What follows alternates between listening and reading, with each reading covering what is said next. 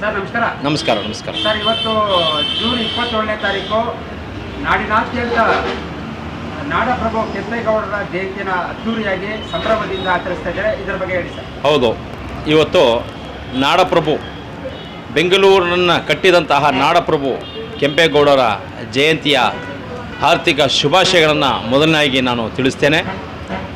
ಕೆಂಪೇಗೌಡರು ಹಿರಿಯ ಕೆಂಪೇಗೌಡ 1510ನೇ ಇಸ್ವಿ ಅಥವಾ ಮೊದಲನೇ ಕೆಂಪೇಗೌಡರು ವಿಜಯನಗರ ಸಾಮ್ರಾಜ್ಯದ ಸಾಮಂತ ರಾಜ್ಯವಾಗಿದ್ದ ಯಲಹಂಕ ನಾಡಿನ ಪಾಳೆಗಾರರಾಗಿದ್ದರು.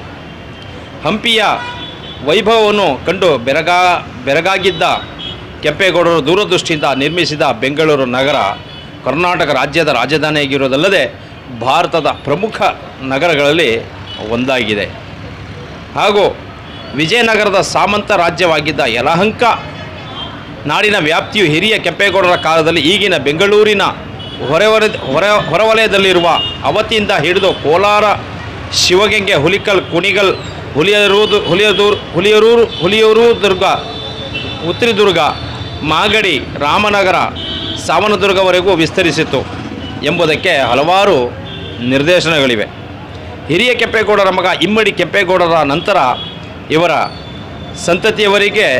ಸಂತತಿಯವರಿಗೆ ಮಾಗಡಿ ಕೆಂಪೇಗೌಡರೆಂಬ ಹೆಸರು ಬಂದಿದೆ.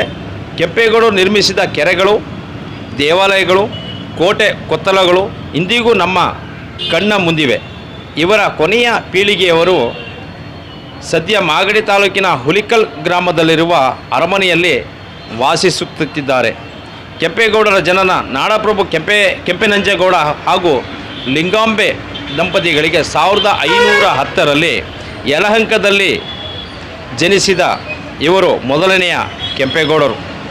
ಕುಲದೇವತೆಯಾದ ಕೆಂಪಮ್ಮ ಹಾಗೂ ಭೈರವರ ಅನುಗ್ರಹದಿಂದ ಜನಿಸಿದ ಕಾರಣ ಕೆಂಪನಂಜೇಗೌಡ ದಂಪತಿಗಳು ಮಗುವಿಗೆ ಕೆಂಪಯ್ಯ, ಕೆಂಪಣ್ಣ ಎಂಬ ಹೆಸರಿನಿಂದ ಕರೆಯುತ್ತಿರುತ್ತಾರೆ.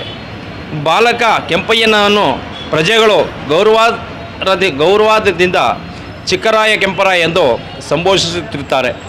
1509ರಲ್ಲಿ ವಿಜಯನಗರದ ಸಿಂಹಾಸನವೇರಿದ್ದ ಶ್ರೀಕೃಷ್ಣ ದೇವರಾಯರವರು ಹಲವಾರು ಯುದ್ಧಗಳಲ್ಲಿ ಜಯಗಳಿಸಿ ತಮ್ಮ ಸೈನ್ಯದ ಅಸಾಧಾರಣ ಸಾಮರ್ಥ್ಯ ಹಾಗೂ ವಿಜಯನಗರದ ಸಾಮ್ರಾಜ್ಯದ ವೈಭೋಗವನ್ನು ಅನಾವರಣ ಮಾಡಲೆಂದು 1515ರಲ್ಲಿ ರಾಜಧಾನಿ ಹಂಪಿಯಲ್ಲಿ ಪ್ರಥಮ ಬಾರಿಗೆ ವಿಜಯದಶಮಿ ಉತ್ಸವವನ್ನು ಆರಂಭಿಸಿದರು. ಈ ಅದ್ಭುತ ಸಮಾರಂಭಕ್ಕೆ ತಂದೆಯವರ ಜೊತೆ ಹೋಗಿದ್ದ ಬಾಲಕ ಕೆಂಪರಾಯನ ವಯಸ್ಸು ಆಗ 5 ವರ್ಷ ಆಗಿತ್ತು. ಹೀಗೆ ಹಲವಾರು ಕೆಂಪೇಗೌಡರು ಕೊಟ್ಟಂತಹ ಕೊಡುಗೆಗಳ ಬಗ್ಗೆ ಇನ್ನೂ ಹಲವಾರು ವಿಚಾರಗಳನ್ನು ಹೇಳ್ಬೋದು. ಇಷ್ಟಕ್ಕೆ ಈ ವಿಚಾರವನ್ನು ಹೇಳಿ ಮತ್ತೊಮ್ಮೆ ನಾಡಪ್ರಭು ಕೆಂಪೇಗೌಡರ ಜಯಂತಿಯ ಆರ್ಥಿಕ ಶುಭಾಶಯಗಳನ್ನು ತಿಳಿಸ್ತೇನೆ. ಧನ್ಯವಾದಗಳು.